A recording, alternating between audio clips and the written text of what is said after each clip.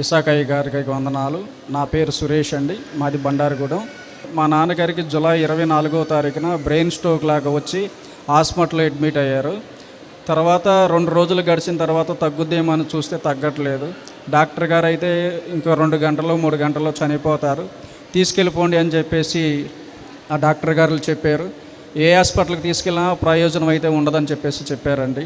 తర్వాత ఒక ప్రార్థన చేసుకోగా ఇసాకయ్య గారు సన్నిధిలో తీసుకెళ్ళినటువంటి తైలాభిషేకము ఎక్కడైతే ప్రాబ్లం ఉందో అక్కడ రాసి ప్రార్థన చేయగా అప్పటి వరకు చనిపోతారని చెప్పినటువంటి డాక్టర్లు ఆ తైలాభిషేకం రాసి ప్రార్థన చేయగా నాన్నకి 27వ తారీఖున సర్జరీ జరిగింది ఆరోగ్యశ్రీ కార్డు ద్వారా. నాన్నగారు అయితే ఇప్పుడు సురక్షితంగానే ఉన్నారు. కాలు చేయి కొంచెం పెరాలసిస్ లాగా వచ్చి కాలు చేయి అనేది కొంచెం పని చేయట్లేదు.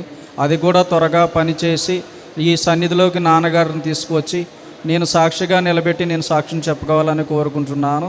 అలాగే నాకు 2 కిడ్నీలో స్టోన్స్ ఉన్నాయి. వాటికి హాస్పిటల్కి తీసుకెళ్ళగా సర్జరీ చేయాలని చెప్పేసి అన్నారు. నేనైతే ఇసాకయ్య గారు సన్నిధికి వెళ్ళాలి, వెళ్ళిన తర్వాతే నేను హాస్పిటల్కి వెళ్తాను, అప్పటి వరకు అయితే నేను వెళ్ళనని, అప్పటి వరకు అయితే దేవుడు కాపాడాలని ఇసాకయ్య గారు కొబ్బరిను తైలాభిషేకం రాసుకుంటూ ఉన్నాను. ఇప్పటి వరకు అయితే నొప్పి అయితే లేదు. ఈ చిన్న సాక్ష్యం దేవుడు దీవించమని